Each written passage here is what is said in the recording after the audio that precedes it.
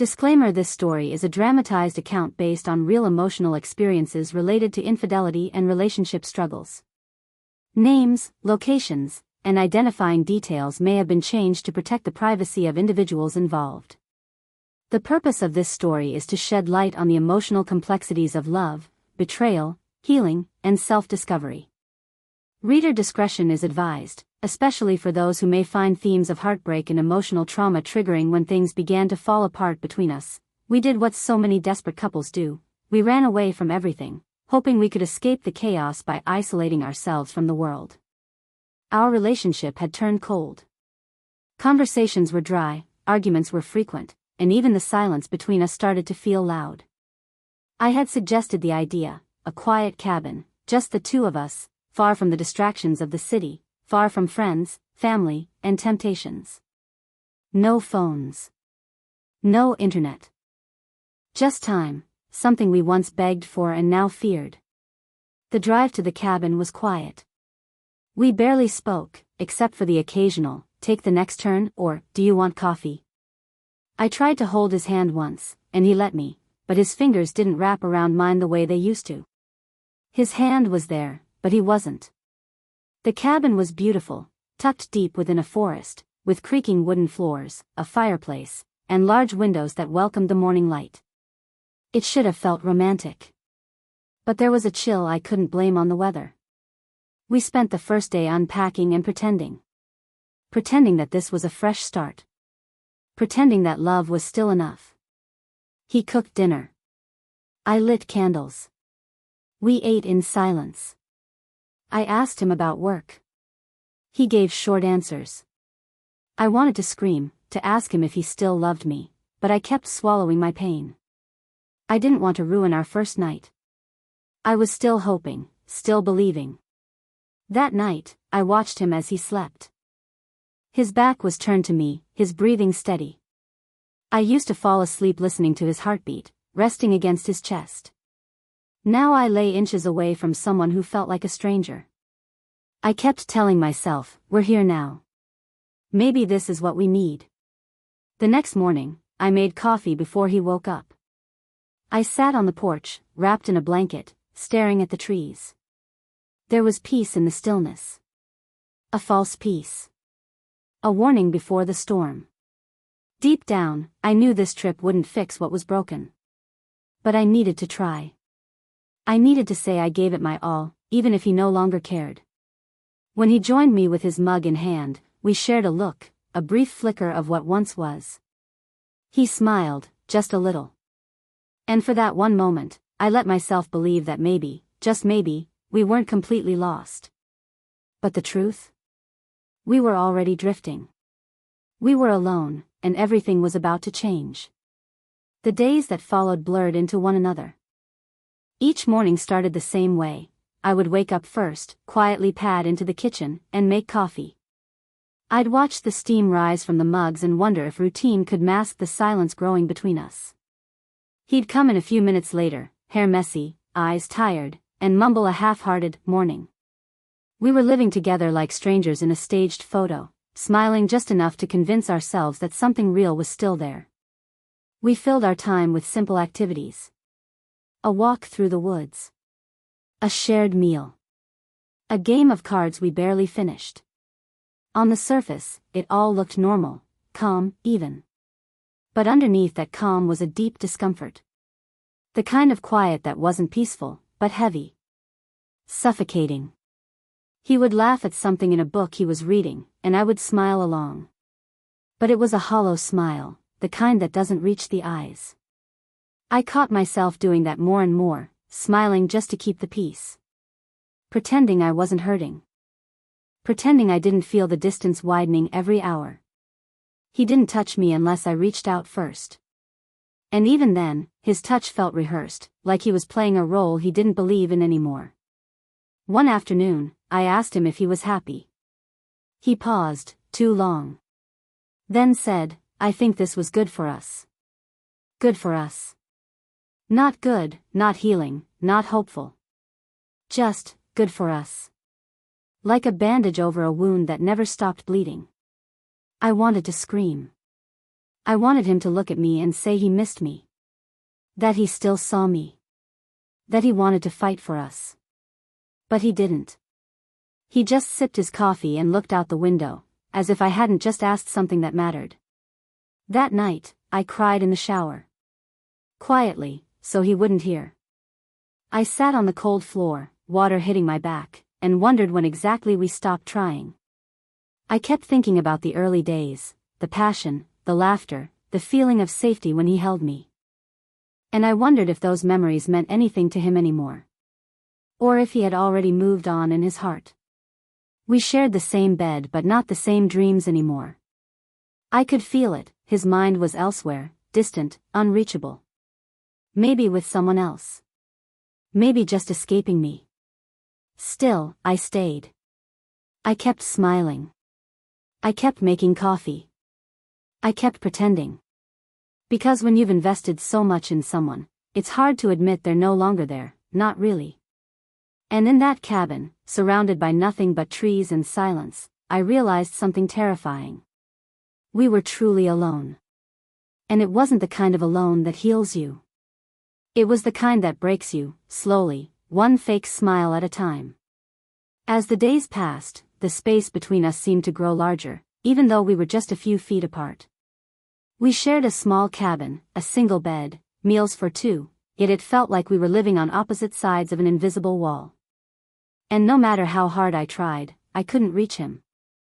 It wasn't just the silence anymore. It was his eyes, always elsewhere, always distant. I caught him staring out the window often, like he was waiting for something. Or someone.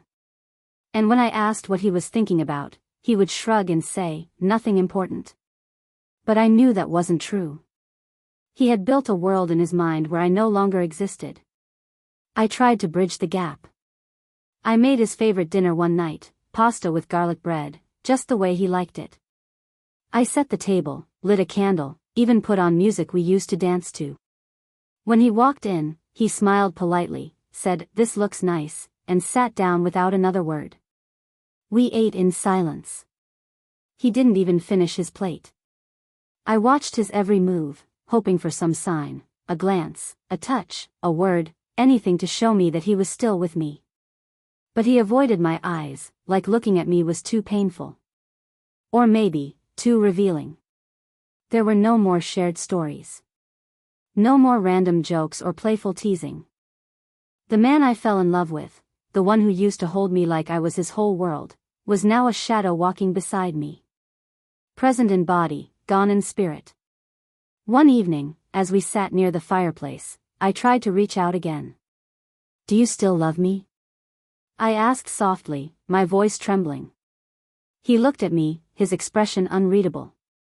"Of course I do," he said after a pause. But his voice lacked warmth. His words felt empty, like something he said out of obligation, not truth. I wanted to believe him, but everything else told me not to. That night, I lay awake while he slept. I stared at the ceiling, counting the cracks, counting my fears. I thought about all the little ways we had drifted, unanswered messages, skipped date nights, arguments that never got resolved. It hadn't started here in the cabin. This was just where it became impossible to ignore. What scared me most wasn't the distance itself. It was the realization that I might be the only one still trying to close it. I had come here hoping to fix things. Hoping that by being alone together, we could find each other again. But instead, I was learning that sometimes, no amount of love can pull someone back who has already decided to let go. And in the quiet spaces between our conversations, I could feel it, the growing truth neither of us wanted to say out loud. We were no longer a we. Not really. Tea happened on a Wednesday. The sky was gray, the air was still, and the cabin felt colder than usual. We had spent the morning doing a puzzle together, trying to occupy ourselves with something mindless.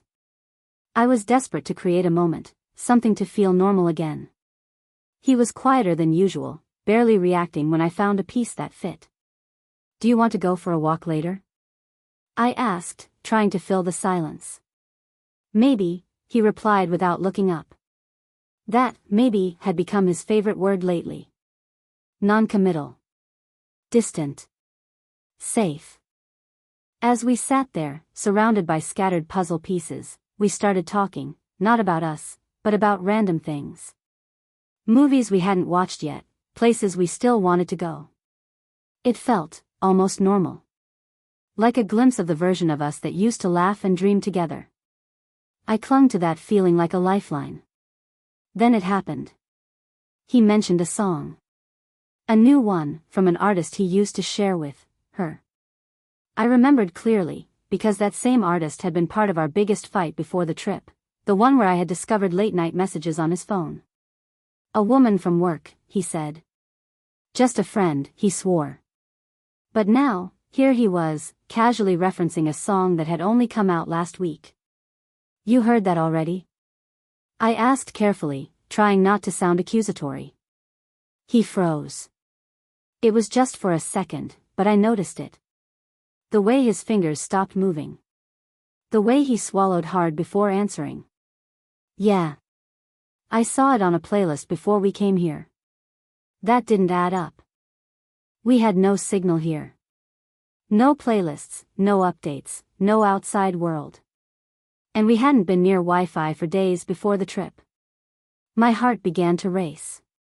I didn't push. Not right then. But the silence that followed felt louder than any argument we had ever had. The rest of the day, I replayed his words in my mind. That one moment. That one slip.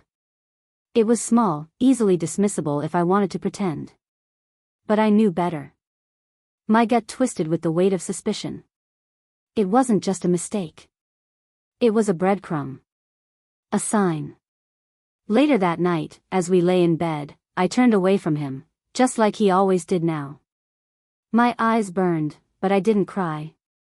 Not yet. Instead, I thought about every little lie I had ignored. Every excuse. Every late night at the office. Every unanswered text. And in that moment, I stopped doubting myself. He hadn't let her go. He had brought her here with us, not in person, but in his heart. In his mind. In the songs he played silently in his memory. I didn't have proof, but I didn't need it anymore.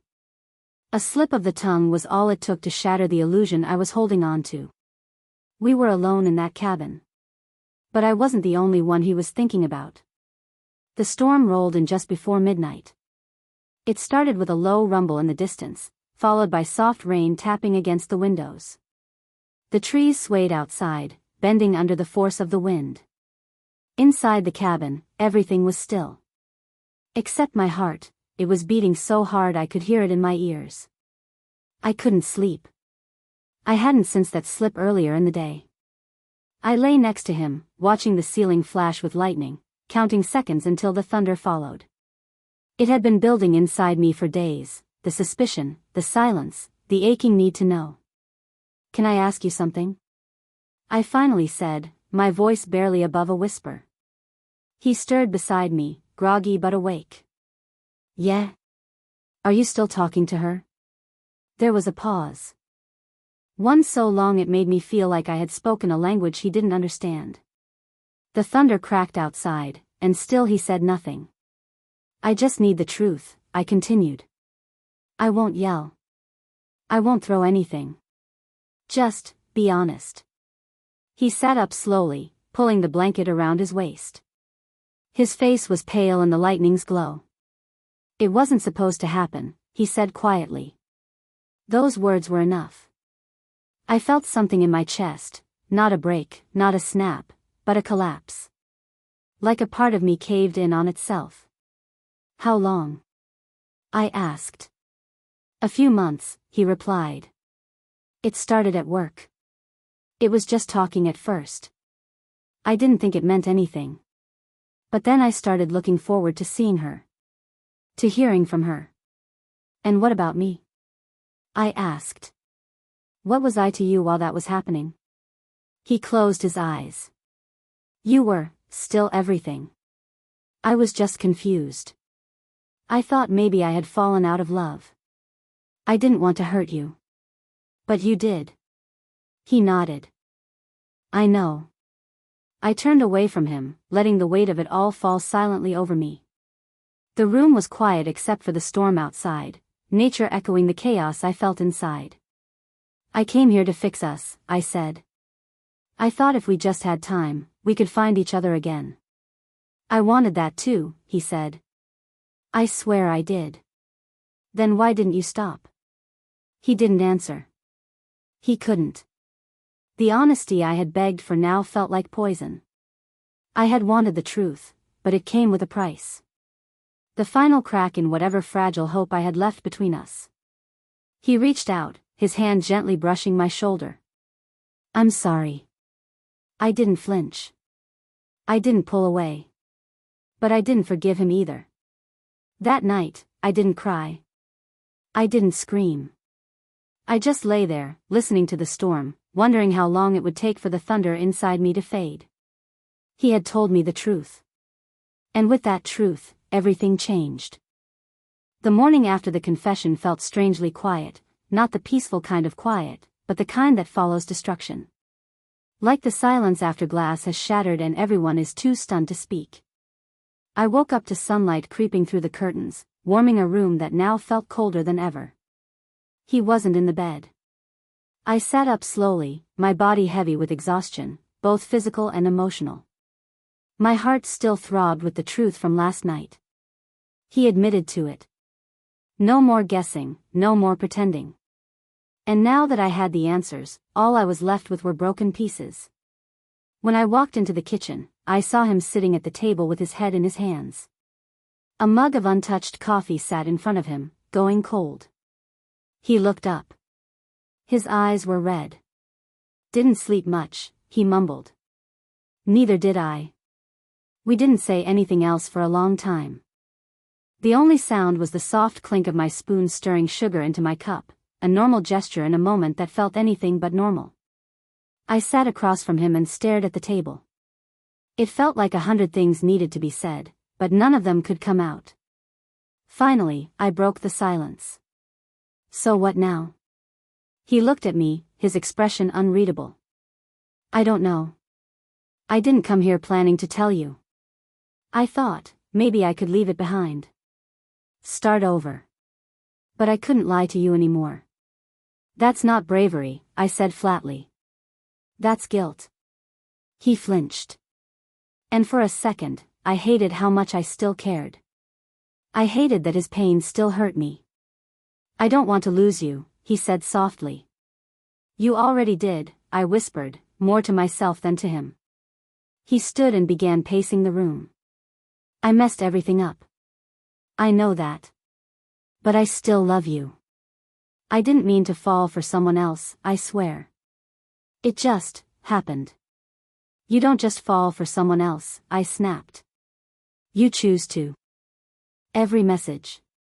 Every lie. Every secret moment, those were choices. Tears pricked my eyes, but I didn't let them fall. I couldn't afford to. Not now. He stopped in front of me, his voice trembling. Tell me what to do. Anything. I'll do it. I looked up at him, really looked at him. The man I had loved, shared dreams with, built a life with. And now all I could see were fractures, of trust, of love, of us. You can't glue this back together, I said. Some things don't go back the way they were. Some pieces stay broken. He didn't argue. He just sank back into his chair, defeated. We spent the rest of the day in the same house, breathing the same air, but worlds apart. The cabin was no longer a place of healing, it was a graveyard for everything we used to be. And somewhere in the quiet, I knew the next step was mine to take. The following morning, I woke before the sun. The air was still, and the world outside was painted in shades of soft gray and silver. I stood by the window and watched as the forest stretched under the early light, dew shimmering on the grass like tiny reminders that the world keeps moving, even when yours has stopped. He was still asleep, his body curled toward the edge of the bed. Even in rest, he looked tense, burdened by the truth now laid bare between us. I stared at him for a long time, feeling the weight of years, of memories, of everything we had tried to hold together. But something had shifted in me. This wasn't anger anymore. This was clarity. I had spent so much time trying to salvage what we once had. Believing love was enough. Hoping that time alone in a quiet place could fix what was broken. But now I saw it differently. Time doesn't heal betrayal. Space doesn't restore trust. And love can't survive in a place where honesty died. I needed to make a decision. And for the first time in a long time, I knew it wasn't about him. It was about me. I stepped outside into the crisp morning air, barefoot on the porch, wrapped in a blanket. I sat down on the steps, my breath forming little clouds in front of me. I thought about the version of myself that had walked into this cabin, scared, uncertain, desperate to hold on to something that no longer wanted to be held. And I thought about who I had become now. Stronger. Not because I wanted to be, but because I had to be. When he finally woke up and came outside, his eyes immediately found mine. He sat beside me, saying nothing for a while. Then, softly, "Are you leaving?" I took a deep breath. Yes. He nodded slowly. No protest. No pleading. Just the quiet resignation of someone who knew they had finally lost what they once took for granted. "I don't blame you," he said. "You should," I replied, not with bitterness, but with finality. We sat in silence, watching the morning light slowly wash over the trees. It wasn't dramatic. There was no screaming, no storm. Just a quiet, necessary goodbye. I packed my things after breakfast. Not everything, just what I needed. I left the rest behind, like memories too heavy to carry. He helped, wordlessly, folding my jacket and setting it by the door. I watched him as he did it, knowing this was the last time we would share a space like this. The last time his hands would touch my things. The last time I'd allow him that closeness. Before I walked out, I paused. "I hope you find whatever it is you're looking for," I said. And then I left. No dramatic exit. No turning back. Just a quiet step forward, away from the wreckage, and towards something unknown but honest. It's strange how silence lingers, not just in rooms, but in memories. After I left the cabin, I didn't cry. Not at first. I drove for hours with no destination in mind, letting the road unravel behind me like a thread I no longer needed to hold. Each mile was a soft goodbye to what used to be. The silence in the car wasn't heavy like it had been in the cabin. It felt freeing. Peaceful.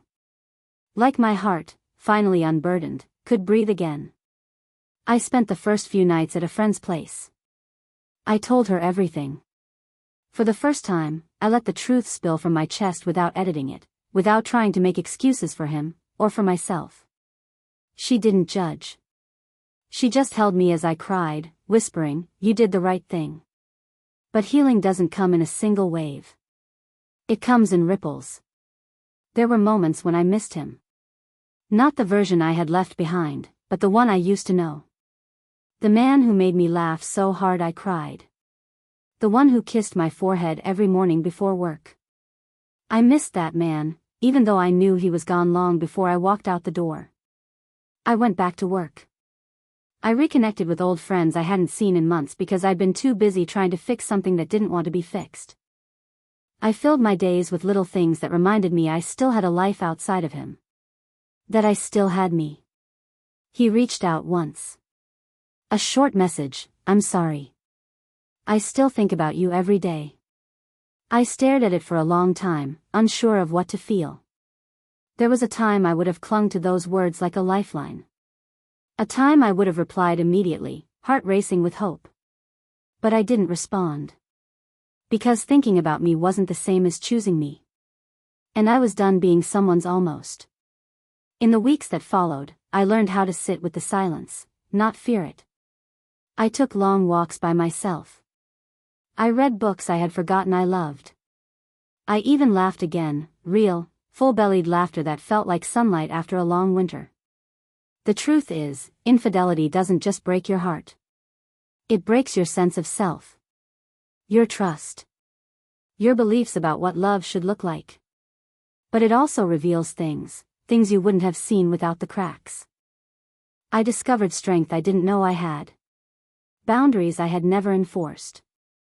And a deep, quiet promise to myself: never again will I stay where I am no longer chosen.